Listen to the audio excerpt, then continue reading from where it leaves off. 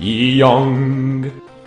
Hello ladies and gentlemen, it's Yong here and welcome to another PlayStation 4 news update video. Now throughout this video I'll be referring to the next generation PlayStation as the Orbis, as this is the rumored name or code name for the next generation PlayStation.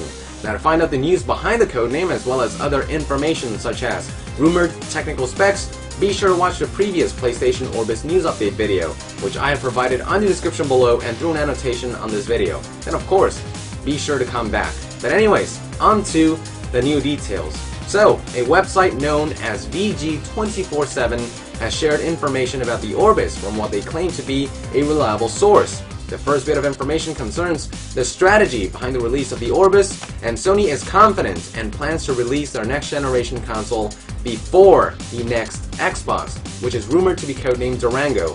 They set the goals and specs for the Orbis 2 years ago and have really focused on planning everything out.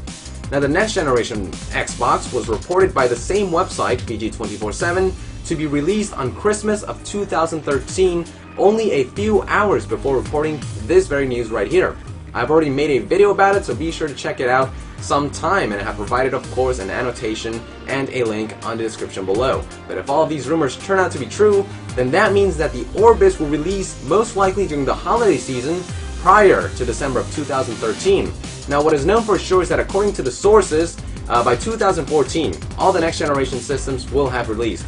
And one of Orbis' biggest partners right now is Ubisoft, or Ubisoft, however you pronounce it, and many more are joining in as Sony unveils their console to the developers. A little more detail regarding the specs have also been unveiled as well. As detailed in the previous news update video, sources state that the Orbis will not use a cell processor, opting for an AMD CPU instead. But apparently Crytek began developing the Orbis with the assumption that it would be using a 24-core cell processor. And when they found out the console would be using an AMD CPU instead, they had to halt the production and start from scratch.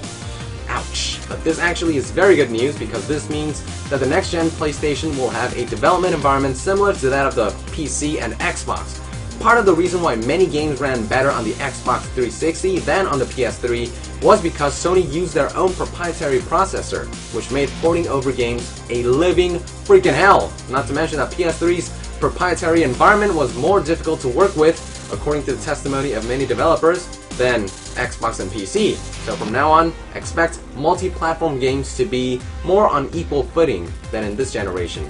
And finally, sources state that the launch hardware of the PlayStation Vita was altered so that it could interact with the Orbis, and the main interaction being, using the Vita as a controller for the Orbis.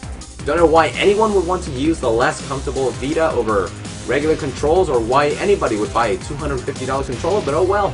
The feature is there, maybe it's to use the touchscreen, not so sure. But anyways, that is it for today ladies and gentlemen, thank you for tuning in.